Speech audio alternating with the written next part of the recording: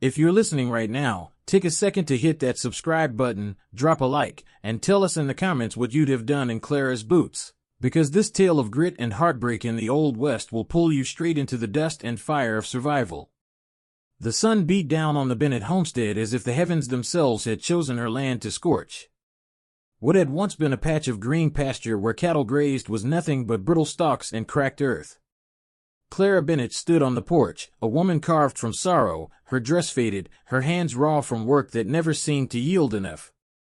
She wasn't old, not yet, but grief had etched lines where laughter used to live.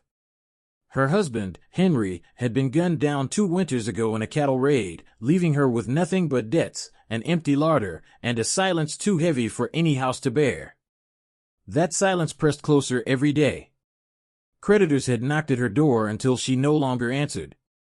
She owed back taxes on the land, and whispers in town claimed the sheriff would seize what little she had left before long. Children of neighbors stared at her when she went into town, mothers pulling them close, as if her widowhood was a sickness that might spread. Clara carried it all with as much dignity as she could muster, but her nights were long and her belly hollow. In her chest, pride battled desperation. She could go to the banker and beg for time, but she knew he'd laugh. She could lean on neighbors, but they had mouths to feed and no charity to spare. The only thing she had left of true value was locked in a wooden box beneath her bed, a Colt revolver, polished steel, with Henry's initials carefully engraved on the handle. It had been his pride, the tool that made him a man among men in the West. Selling it felt like tearing out her heart. Yet every time she touched the empty shelves in her pantry, she knew she would have no choice. That morning she took the revolver from its box, wrapped it in cloth, and pressed it to her chest. She whispered Henry's name once, a prayer and a farewell all at once, and then began the long walk to town. Dust clung to her boots, and the sun bore down mercilessly, but she didn't falter.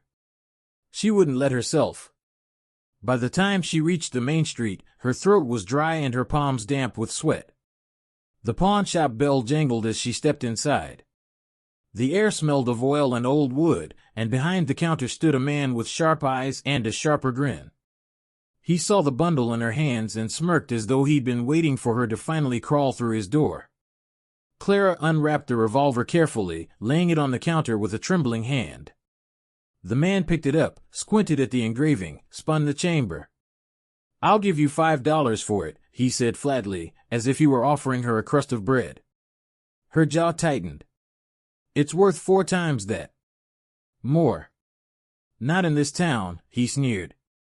"Nobody's buying keepsakes, least of all from a widow who can't pay her debts." The word stung, but Clara held her ground. "Then I'll wait." She reached for the Colt, but another hand appeared, large and steady, covering hers before she could take it back. James Calder had been watching from the doorway. He was a rancher, the kind that owned more land than most folks would ever see in their lifetime. Tall, broad-shouldered, with a dusted hat pulled low over eyes that missed little, he carried the quiet authority of a man who commanded both men and cattle without raising his voice. "How much did you say?" James asked, his gaze not leaving Clara's face. The pawnbroker shifted, sensing a profit slip from his grasp. $5. James reached into his coat and laid down 20, the coins clinking with a weight that filled the room. "I'll take it." The pawnbroker's eyes widened, but he slid the revolver across without argument. Clara's breath caught as James turned to her, pressing the coins into her palm. His touch was warm, but his eyes, steady, unreadable, made her feel suddenly bare, as though he could see all the hunger and shame she carried. "It's too much," she whispered. "It's fair," he said simply. Then, softer, "Take it, Mrs. Bennett.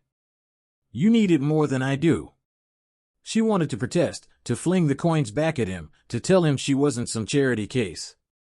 But her pride cracked beneath the weight of her need, and she closed her hand around the money.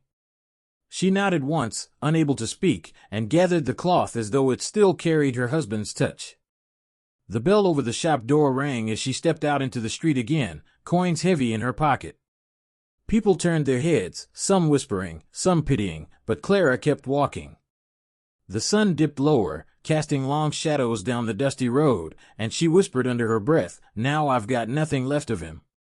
Behind her, James Calder lingered in the doorway, the Colt revolver hanging at his side. He watched her retreating figure with a thoughtful frown, knowing he had just purchased far more than a gun. He had bought a piece of sorrow, and perhaps, without intending it, the beginning of something neither of them could yet name.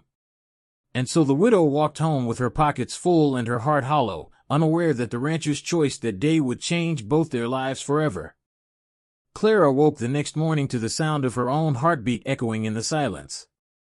The coins she had earned lay in a small pouch by her bed, but their presence only deepened her sense of emptiness. She had food now, at least enough to last her a few weeks, but she felt stripped of the last thread that tethered her to Henry. The Colt had not been just a weapon. It had been a symbol of his strength, of their bond, of the life they had tried to build together. She pressed her palms against her face, trying to dam the tears, but they came anyway, silent and bitter. Later that day, she walked into town with her pouch of coins and exchanged some for flour, beans, and dried meat. Each clink of silver across the counter seemed to brand her as a woman surviving on borrowed dignity. She caught the glances of others, the pity in some eyes, the judgment in others. It was as though the town had already decided her fate, a widow who would wither alone, fading from memory like the dust that swept across the prairie. Out on his sprawling ranch, James Calder sat at his desk with the Colt revolver before him.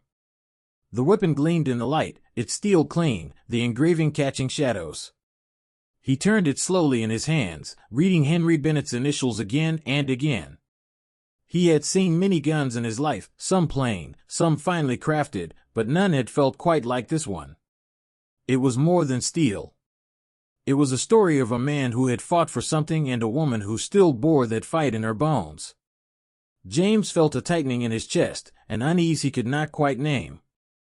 He had money, land, men at his command, yet in that moment he felt strangely hollow himself.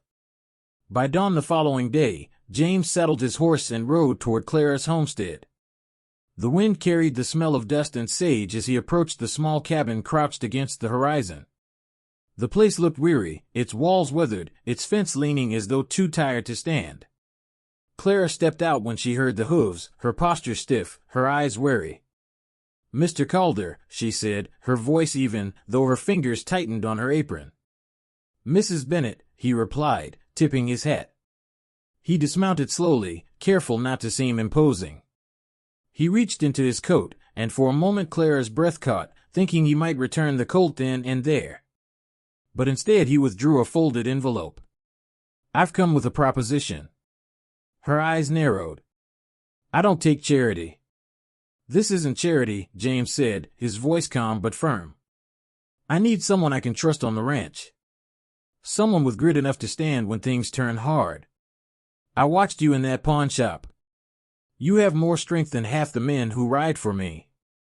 Clara almost laughed, but the sound died before it reached her lips. "Strength doesn't feed a body," she said. "Then let me put that strength to use," he countered. "You'll have a cabin, food, and pay for your work. That's no handout, it's an arrangement." She studied him for a long moment, trying to pierce through his steady gaze.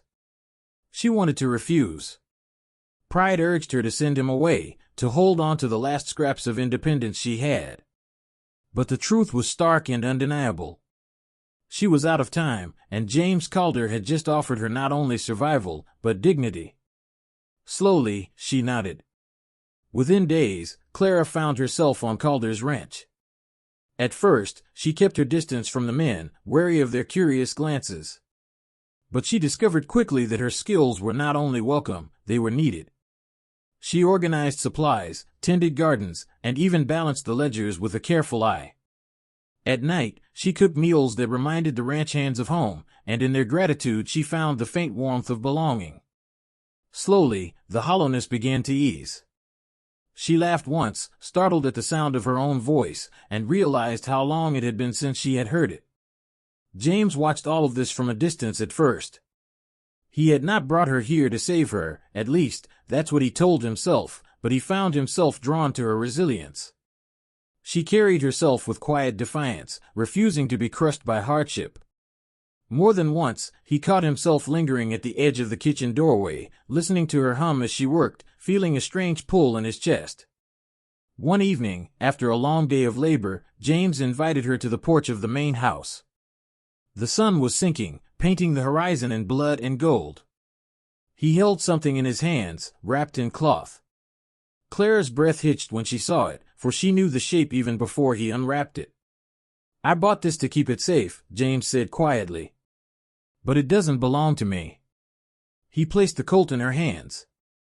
"It belongs with you." Clara's fingers trembled as she touched the weapon. The engraving shone faintly in the dying light, Henry's initials carved like a promise. Tears blurred her vision, and she pressed the Colt to her chest as though holding her husband's memory once more. "Why would you do this?" she whispered, her voice breaking. James's gaze was steady, though softer than she had ever seen it. "Because you deserve to carry your past with pride, not lose it to hunger or shame. Because no one should take from you what makes you who you are." He paused, then added, almost reluctantly, "and because I believe you still have a future worth fighting for." The air between them was charged, heavy with something Clara could not name. She looked at him, really looked at him, not as a wealthy rancher or a man who had rescued her pride in the pawnshop, but as someone who saw her, who recognized her worth even when she had forgotten it herself. For the first time in years, she felt something stir within her chest that was not sorrow. It was fragile, like a spark trembling in the wind, but it was there. She closed her hand around the Colt, lifted her chin, and nodded once. The sun dipped below the horizon, and darkness spread across the plains. Yet in that moment, standing beside James Calder with her husband's revolver once more in her grasp, Clara Bennett no longer felt alone. She had come to town prepared to sell away the last piece of her life. Now, in the hush of twilight, she realized something greater. Life had given her back more than she had lost. The future, once barren as dust, now stretched before her with the weight of possibility. And though neither spoke it aloud, both knew that night had marked a beginning, one forged in hardship but tempered in hope.